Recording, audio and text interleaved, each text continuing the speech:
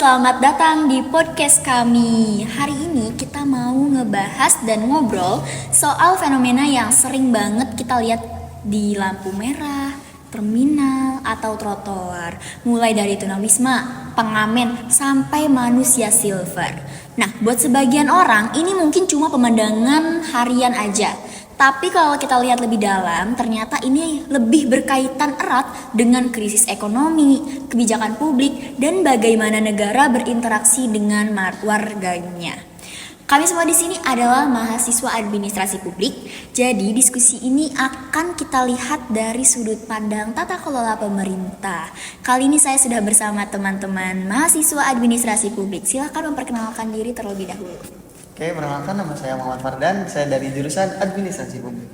Perkenalkan nama saya Andini Aura Prawita, saya dari jurusan Administrasi Publik. Perkenalkan nama saya Reni Sunan dari jurusan Administrasi Publik.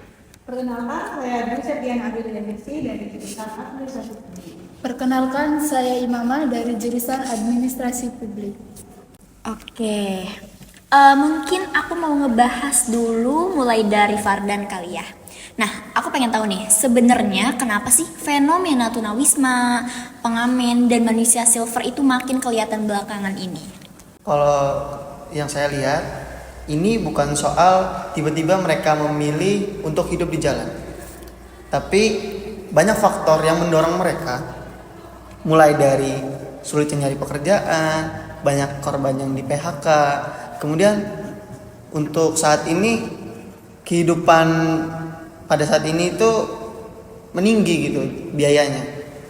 Kemudian ini masalahnya ketika kondisi ekonomi memburuk, nggak semua orang bisa mengikuti program bantuan dari pemerintah. Dari sini aja kita bisa lihat ada celah kebijakan,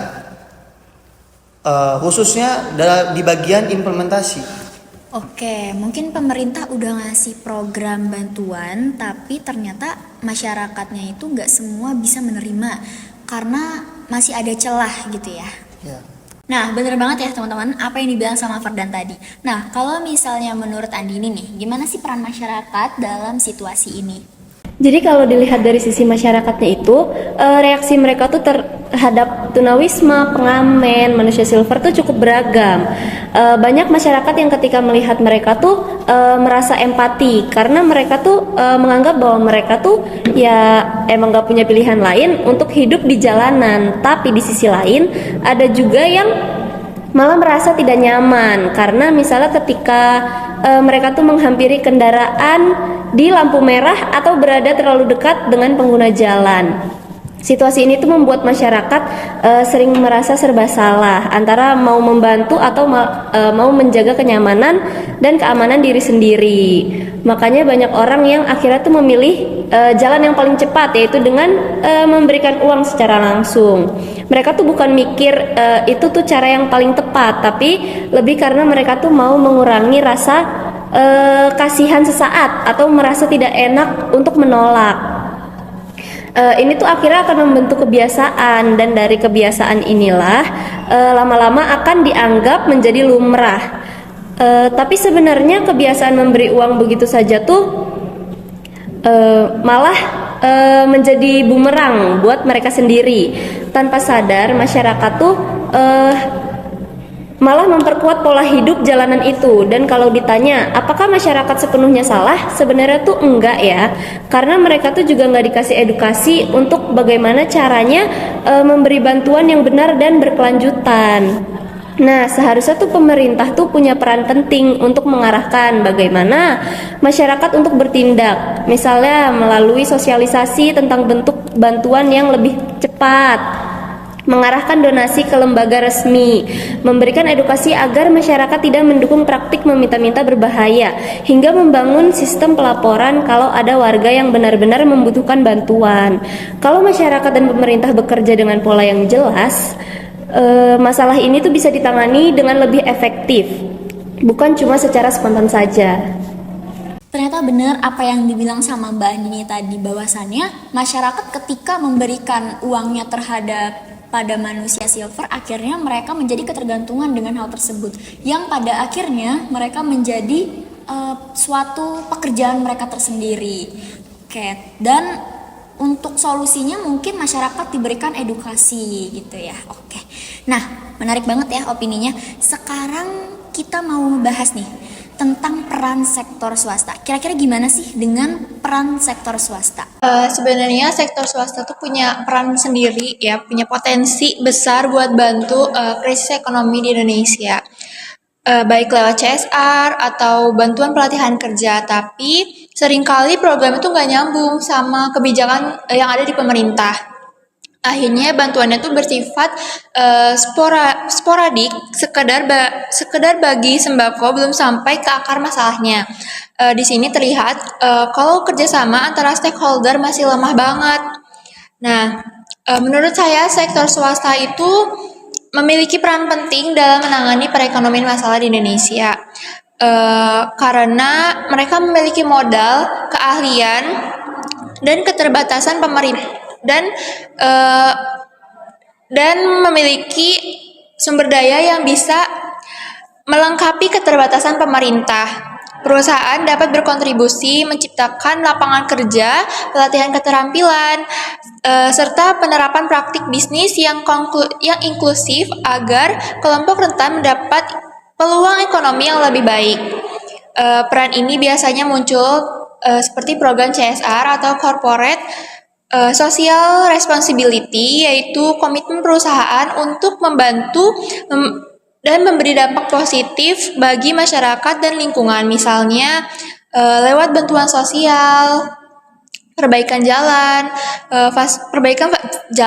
serta fasilitas umum, terus membantu UMKM, dan memberikan beasiswa atau lapangan pekerja bagi warga sekitar. Ternyata untuk peran sektor swasta juga sangat penting dalam mengatasi isu sosial seperti manusia silver, pengamen, dan tunawisma. Kayak contohnya mungkin peran sektor swasta ini memberikan bantuan sosial, beasiswa, dan sampai lapangan pekerjaan. Betul. Nah, sekarang saya mau tanya nih tentang kalau LSM dan komunitas sosial, menurut kalian gimana sih pandangannya? Nah, kalau kita bicara tentang tunawisma, pengamen, dan juga manusia silver itu, justru LSM itu menjadi pihak yang paling dekat dengan mereka. Karena LSM itu turun langsung ke jalan untuk bertemu, ngobrol, dan juga tahu cerita mereka kenapa bisa seseorang itu hidup di jalan. Namun, masalahnya itu peran LSM sering dianggap hanya sebagai pelengkap. Mereka ada, tapi mereka itu tidak pernah diajak untuk membuat kebijakan. Jadi kebijakan yang dibuat oleh pemerintah itu bersifat kaku dan juga tidak empati gitu. Misalnya itu ada razia tunawisma, mereka itu hanya dipindahkan dari jalan. Namun setelah itu tidak ada program lanjutan untuk mereka. Padahal LSM itu sering bilang kalau yang mereka butuhkan itu bukan hanya pemindahan dari jalan, tetapi bagaimana mereka mempersiapkan hidup untuk lebih baik. Maka dari itu, kalau LSM diajak untuk pembuatan kebijakan dari awal, bisa saja dampak yang dirasakan itu menjadi lebih besar, seperti kebijakan yang dibuat itu lebih empati dan juga bisa lebih sesuai dengan apa yang terjadi di jalan gitu. Oke, ternyata peran LSM itu sangat penting banget ya dalam isu sosial ekonomi seperti ini.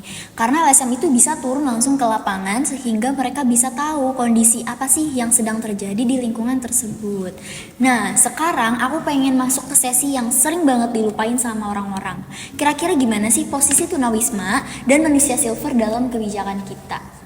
Mereka sering cuma dilihat sebagai masalah kota, dirazia, dipindahkan, tapi nggak diberi solusi yang berkelanjutan. Kalau dari mata administrasi publik, ini nunjukin bahwa pendekatan kebijakannya itu masih top down, belum benar-benar melihat mereka sebagai warga negara. Kadang kita lihat tunawisma dan manusia silver cuma dianggap sebagai masalah kota doang, atau malahan jadi sasaran penerbitan. Padahal mereka juga warga negara yang punya hak dan butuh dibantu untuk lebih mampu. Nah, yang sering kali dilakukan pemerintah itu pendekatan dari atas ke bawah. Misalnya, razia atau penerbitan langsung. Tapi, ini cuma bikin mereka pindah tempat doang. Masalahnya nggak selesai secara benar, karena akar masalahnya tidak ditangani. Alasan pendekatan itu kurang bekerja, karena mereka yang terkena dampak sendiri nggak pernah disimak suaranya.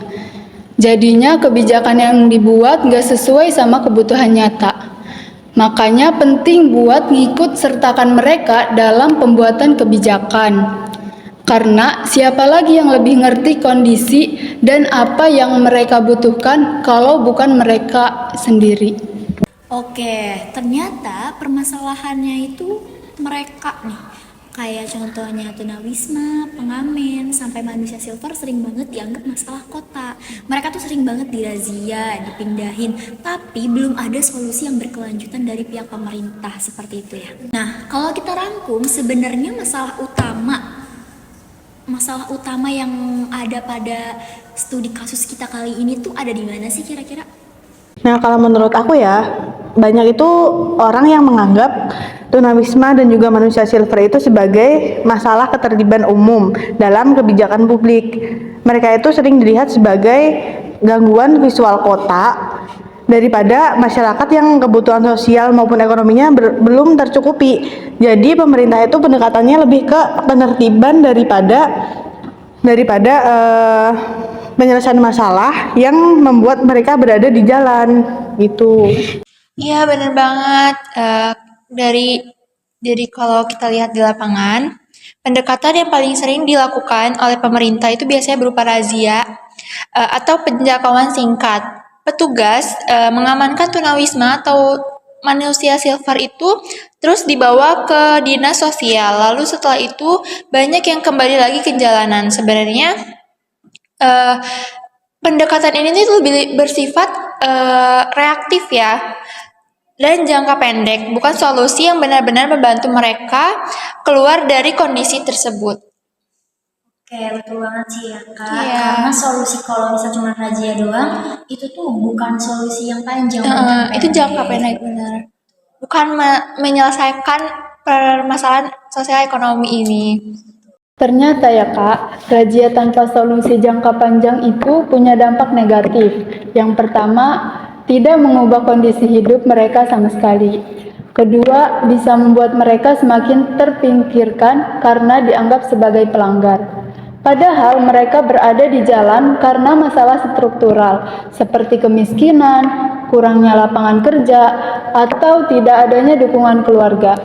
Jadi, razia hanya memindahkan masalah, bukan memperbaikinya. Mau menambahkan juga, menurut saya ini terjadi karena pendekatan yang dipakai masih top down. Maksudnya top down di sini tuh pemerintah membuat kebijakan tanpa benar-benar mendengarkan kebutuhan mereka yang terdampak. Padahal suara kelompok tunawisma dan manusia silver ini penting untuk didengar supaya kebijakan lebih tepat sasaran. Kalau mereka dilibatkan dalam prosesnya, pemerintah bisa memahami akar masalah, merancang program yang sesuai, dan hasilnya juga lebih efektif secara manusiawi. Oke, ternyata dari hasil diskusi kita tadi dapat disimpulkan bahwasannya fenomena tunawisma, pengamen, dan manusia silver itu bukan sekedar angka atau pemandangan di jalan. Tapi cerita tentang bagaimana krisis ekonomi berdampak nyata pada kehidupan manusia dan kehidupan sehari-hari. Nah, lewat diskusi ini kita belajar bahwa persoalan sosial tidak bisa diselesaikan oleh satu pihak aja, melainkan membutuhkan kolaborasi antar stakeholder dengan kebijakan yang adil dan manusiawi. Sebagai mahasiswa administrasi publik juga, semoga obrolan ini membuat kita lebih peka, kritis, dan bertanggung jawab dalam melihat peran negara dan masyarakat terhadap mereka yang terdampak. Nah, terima kasih untuk teman-teman yang sudah hadir pada diskusi kita kali ini.